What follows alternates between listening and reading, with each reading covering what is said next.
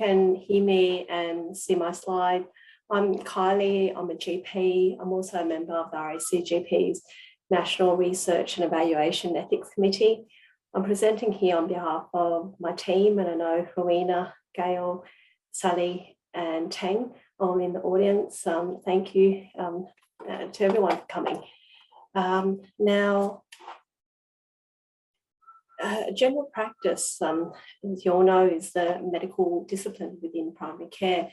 It's unique in that general practice provides comprehensive, whole person-centered care over an ongoing period of time. And sorry, I'm working across 3 screens, finally in the office, and it's just all a bit weird.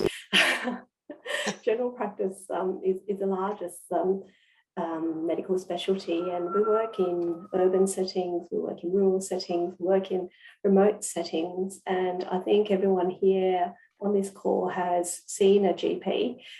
There's over 35,000 of us in Australia, and close to 90% of the Australian population would see a GP at least once a year. We spend on average 16 minutes with each patient, and we cover a range of issues. So presentations from mental health to preventive care to musculoskeletal. As a GP, we are prepared for everything. And when we look at the degree of care presentations, the majority of them are managed by self-care. We've got about 25% of symptoms managed in general practice, and 90% of these managed exclusively in general practice, 10% managed in the hospitals.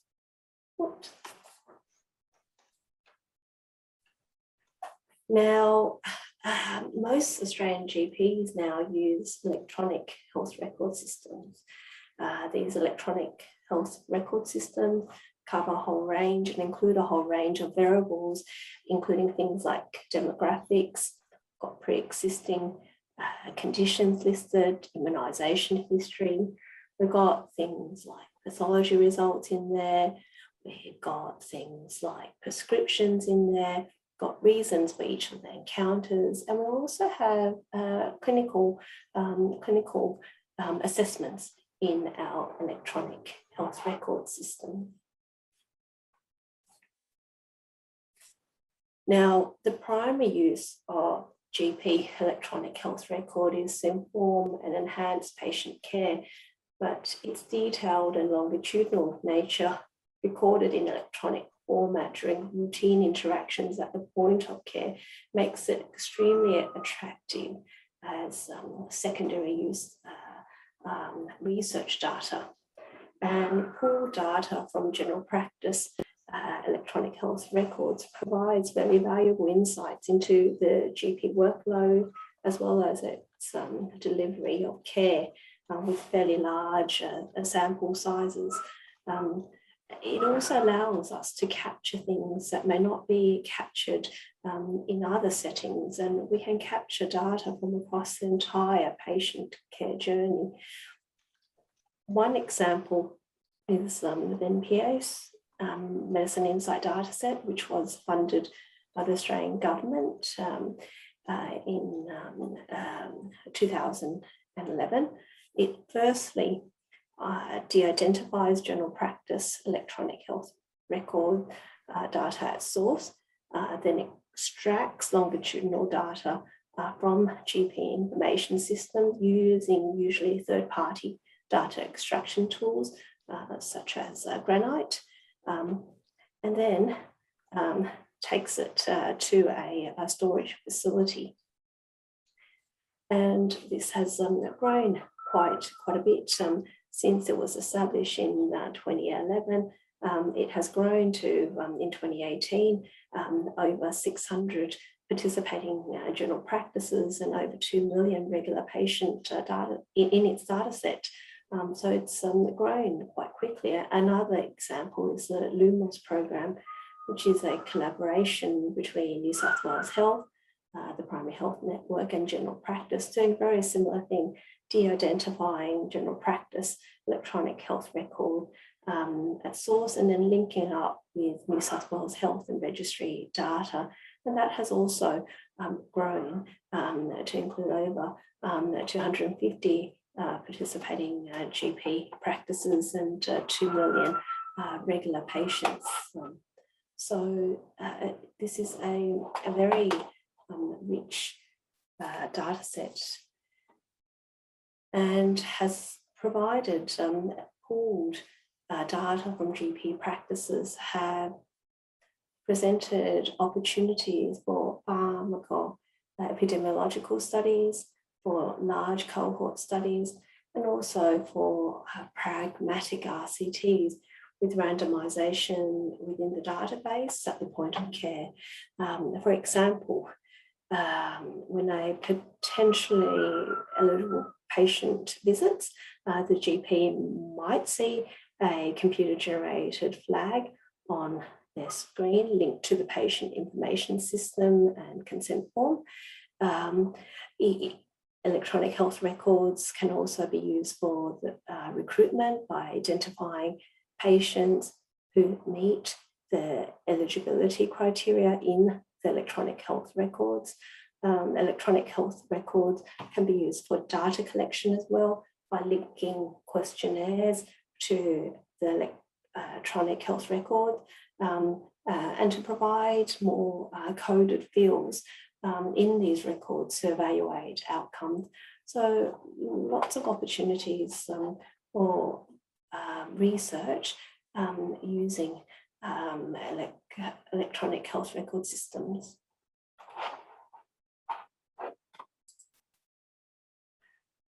But the primary use of electronic health records is to inform and enhance patient care. Research is always a secondary use, and the interests of the researchers may not always align with those of the patients and the families. Patients and GPs practices are increasingly approached to make electronic health records available for research. GPs and practices have ethical as well as legal responsibilities to ensure patient records are confidential, stored and managed securely, as well as fit for purpose. For research to proceed, the potential benefit of the research does need to be greater than the risks of the research. In using electronic health records for research, there is potential for breaches of confidentiality. There are risks to the patients and the families via genetic information, as well as relationships such as inferred patient and inferred personal information. There are also risks to GPs and practices. These could be psychological, social, economic, if the person or the practice is identified.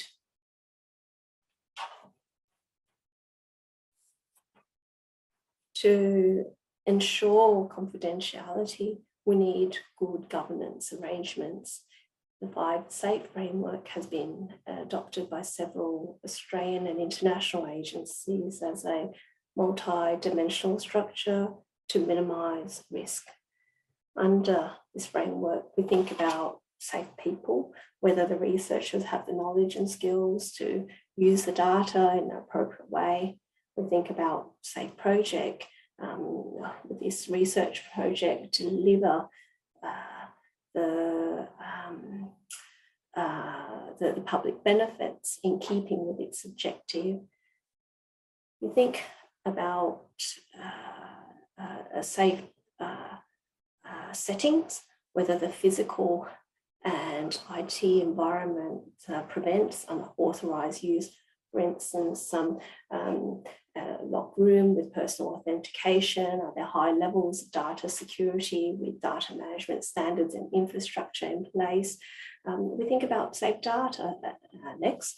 We think about whether there are procedures in place to minimize potential breaches of confidentiality, things like removal of patient identifiers at the source, encryption, and allocation of a unique identifier before data storage.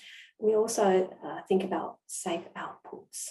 Now, that means whether the results are confidential or non-disclosive, and there should be final checks on all research outputs to further minimise confidentiality checks. However, with everything in place, sometimes confidentiality concerns remain because it may be possible to re-identify participants or link participant information from different sources, particularly if we've got small samples or we've got rare conditions.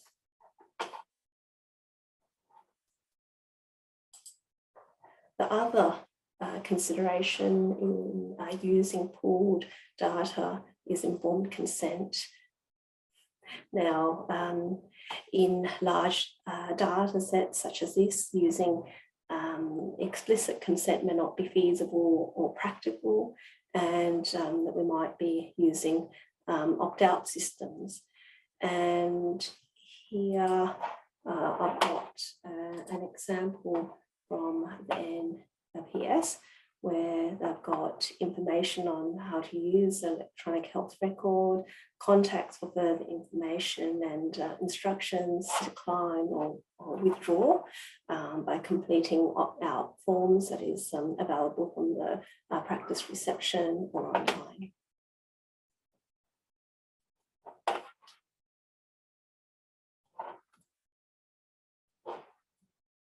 Now,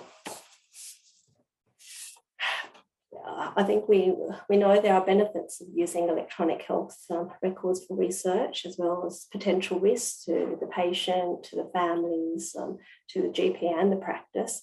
As an ethics committee, we need to routinely review storage plans for de-identification of data.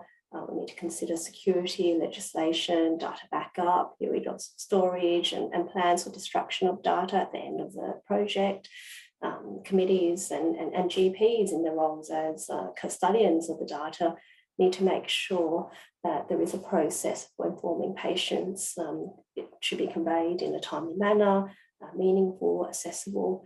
We need to educate a patient about the pooling, its uses and opt-out procedures. At the end of the day, it's a tough job, but we need to make sure that ethical requirements are met, particularly in relation to confidentiality, data quality, and informed consent.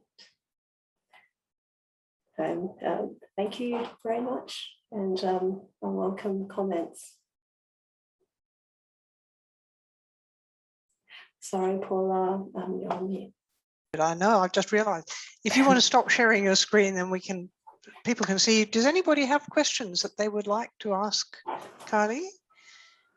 Because if not, this is something that's concerned me. I've been involved in some reviews of Medicine Insight projects, and I don't believe that most GP practice patients even know that the Medicine Insight program exists, let alone are aware that they can choose to opt their data out of it.